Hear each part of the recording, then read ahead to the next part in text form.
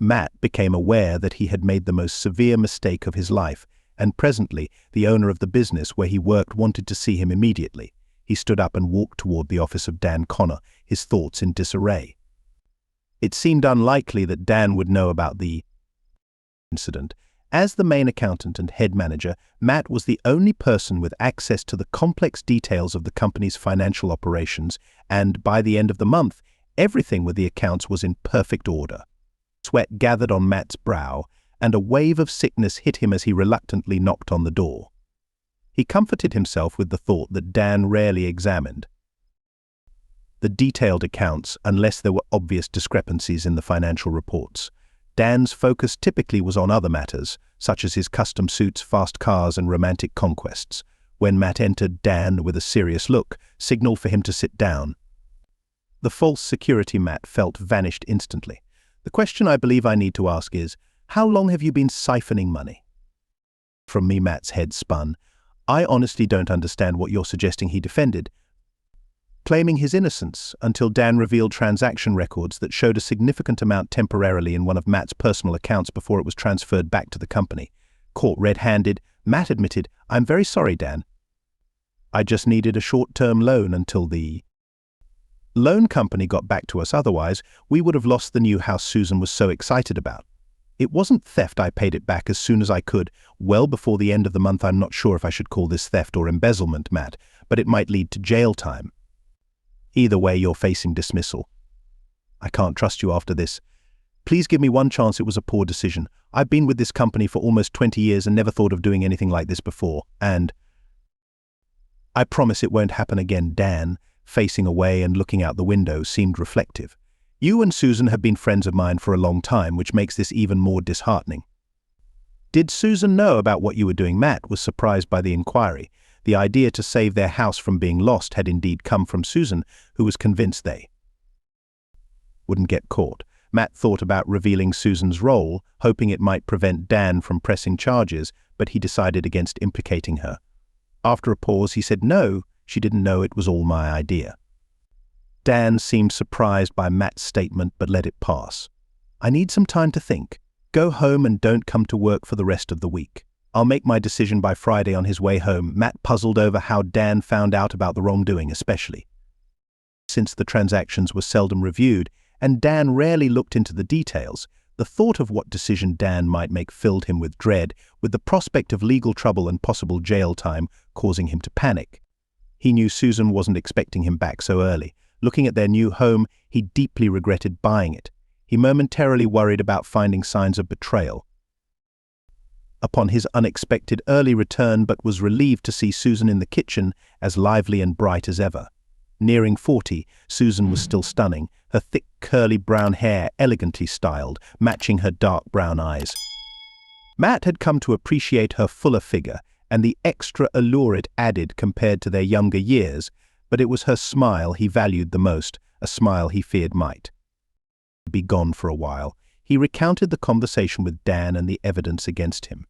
Susan gasped, "Oh dear, I am so sorry. The fault is mine. It was my idea. All for this silly house." Matt brushed off the notion. "I told Dan you were unaware. It's pointless for both of us to be involved."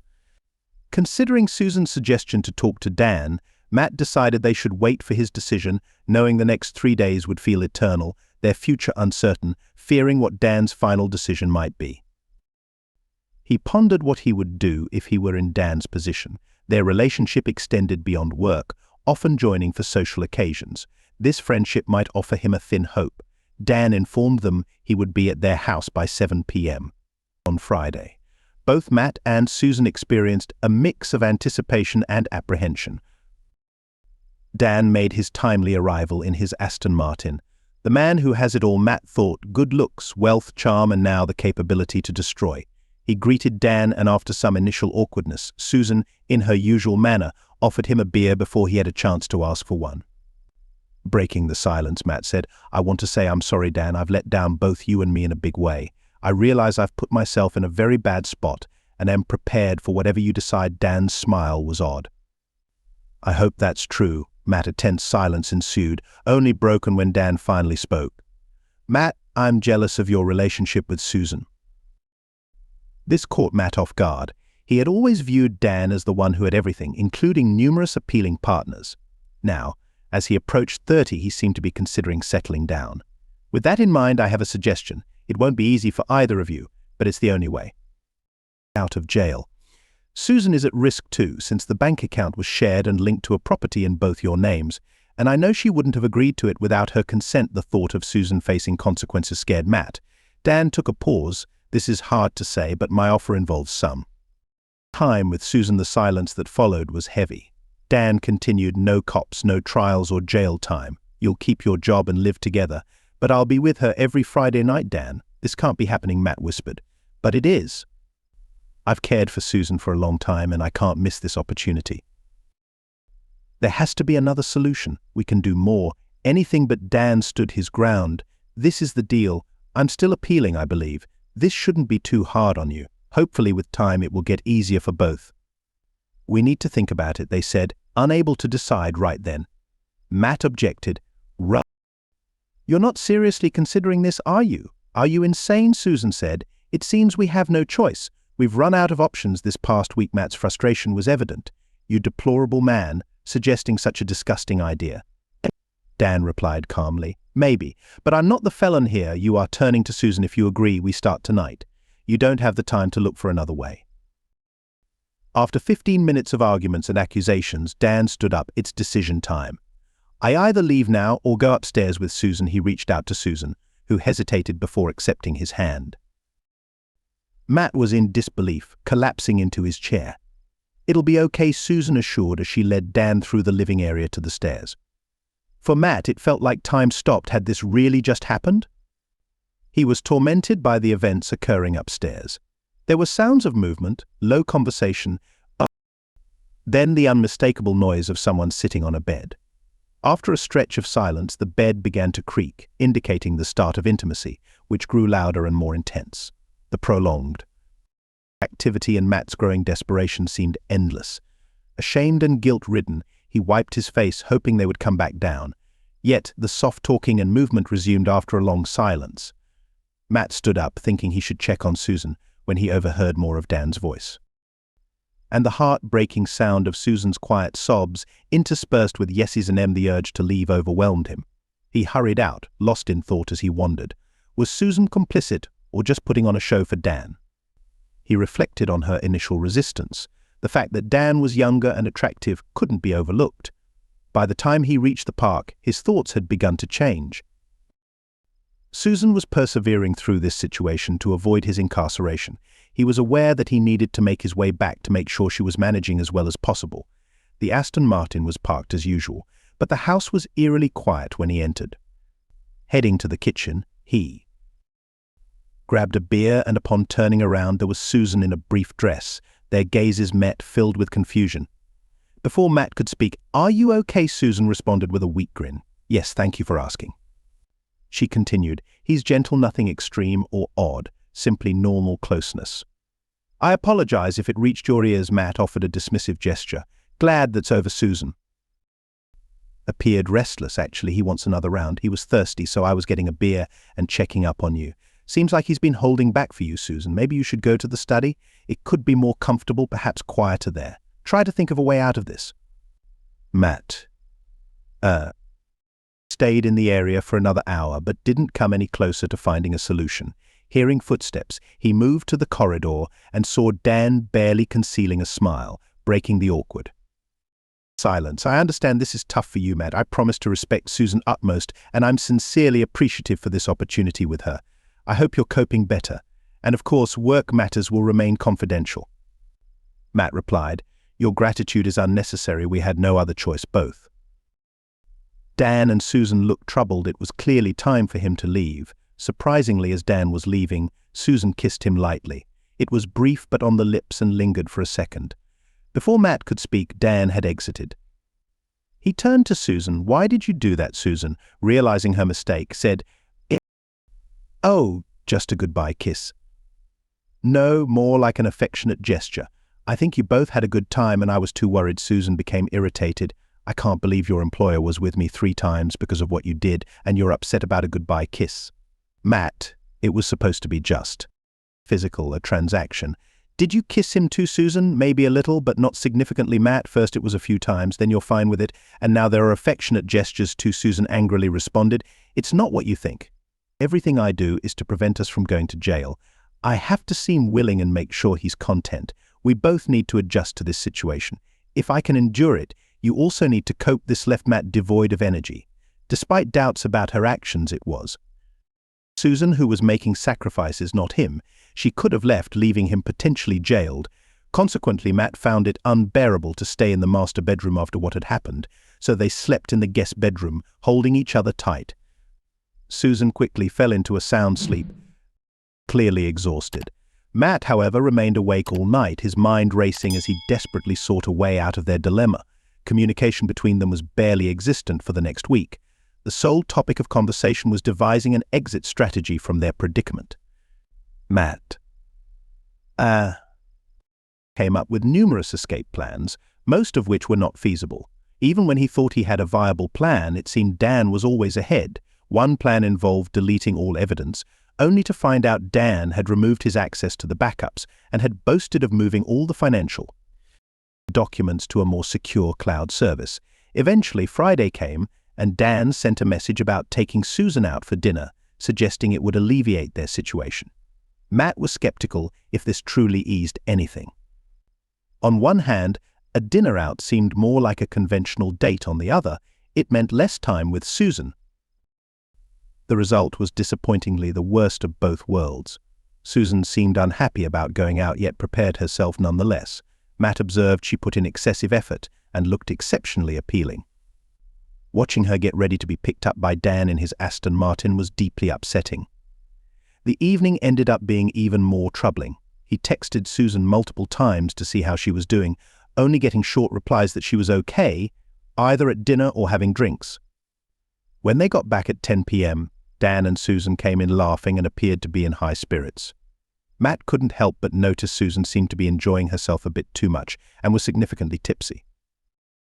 Turning this into a romance was never part of our understanding, Dan countered. Take it easy, Matt. It was just a casual evening of dining and drinking with pals. If it's going to cause any discomfort, it might be wise to tackle that now. Matt's annoyance intensified. Define now. A smirk reappeared on Dan's face. Remember our pact.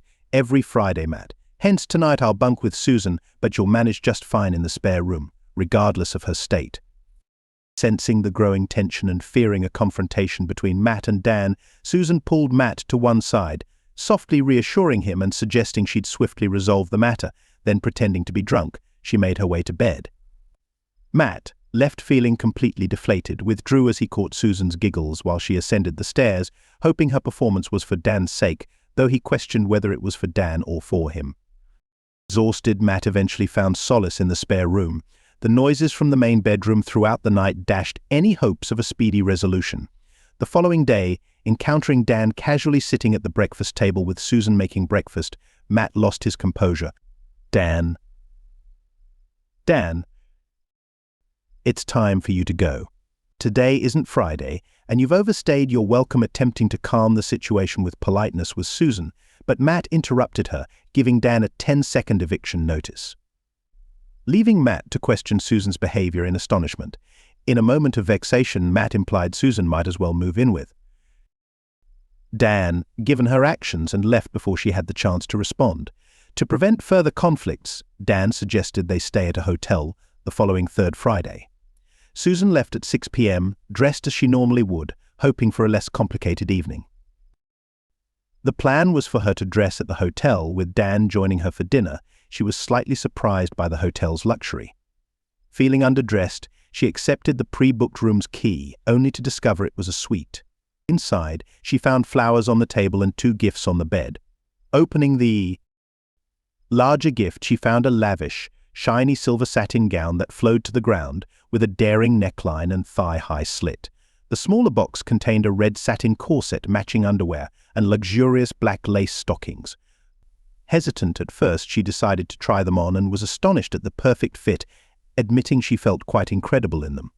Opting to wear them, she met Dan at the restaurant, where he was amazed by her appearance.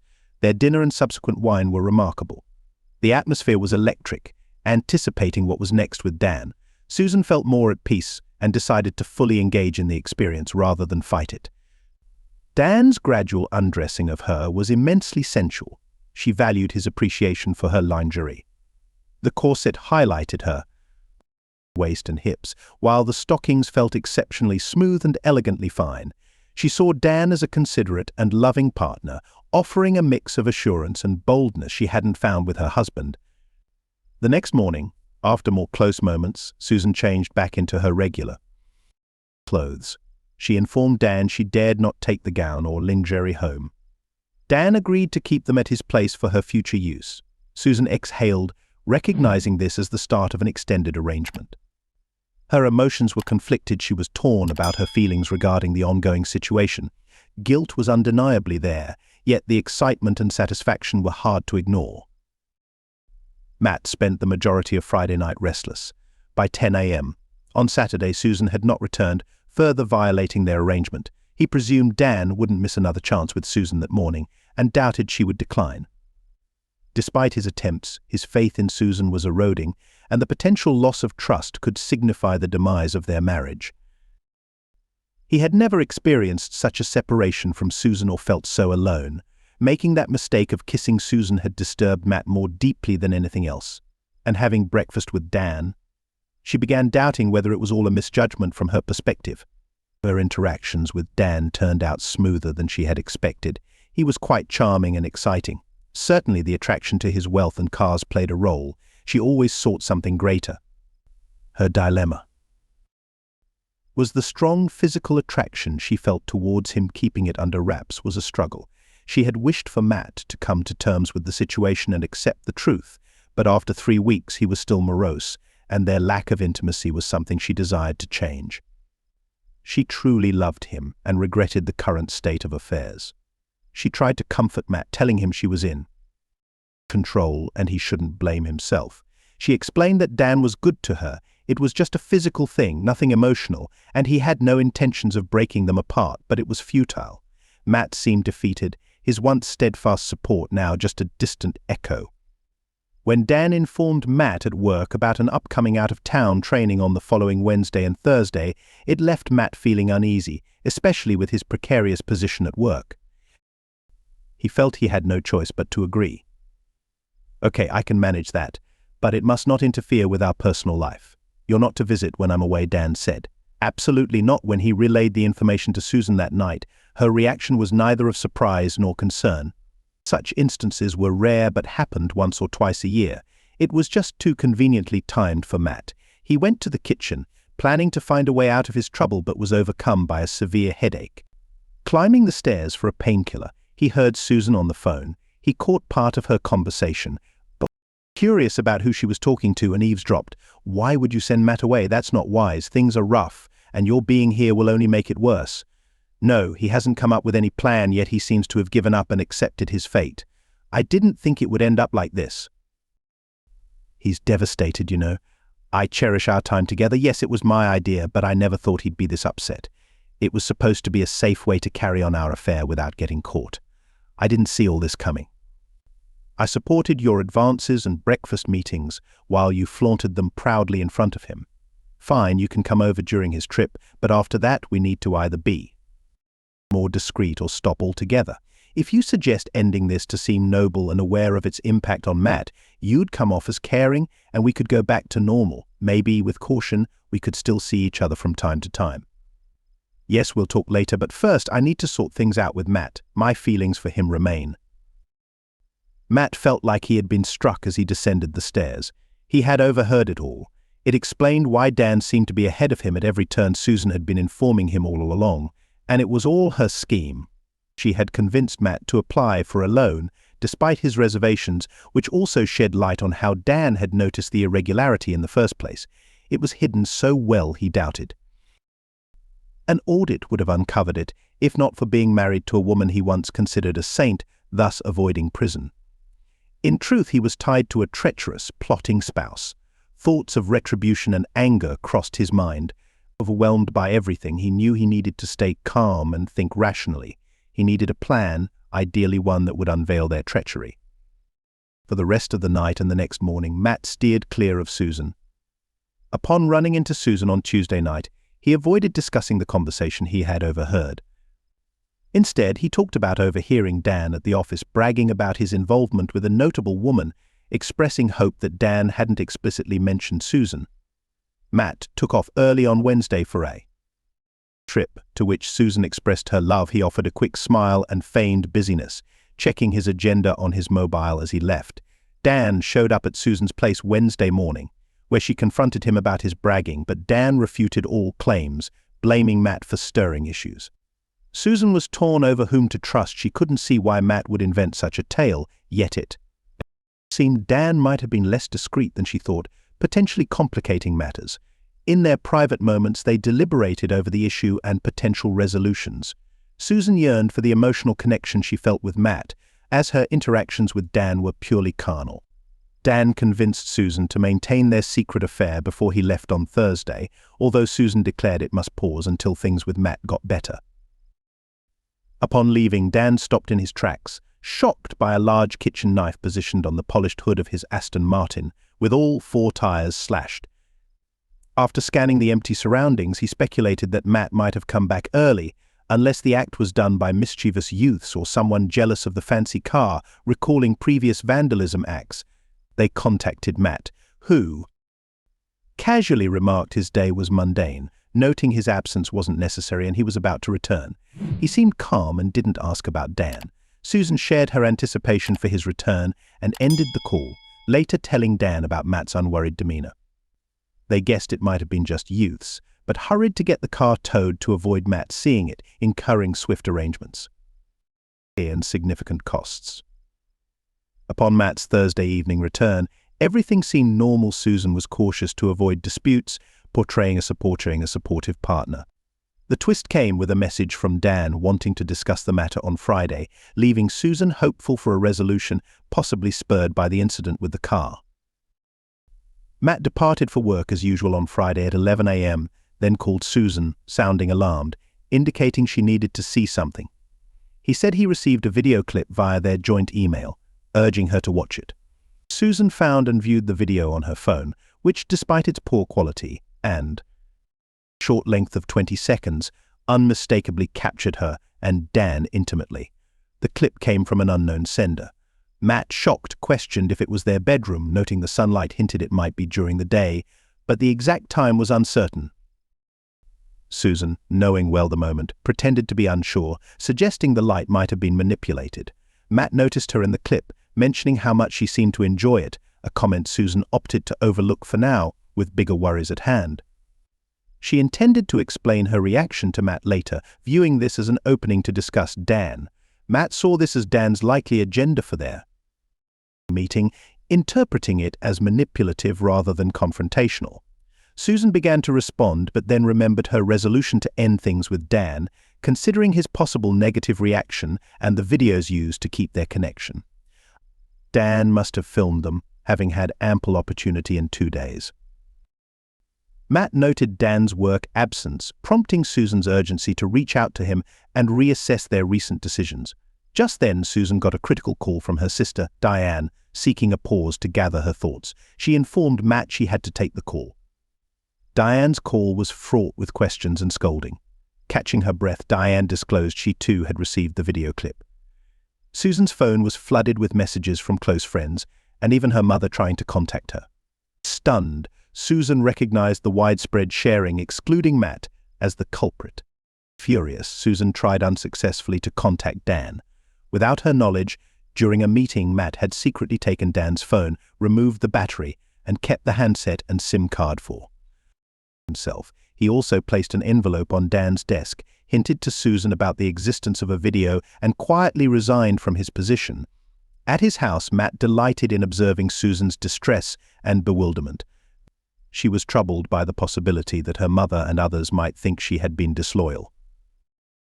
Matt was involved, giving various unhelpful suggestions to lessen the fallout and sharing his own doubts about when the video might have been made.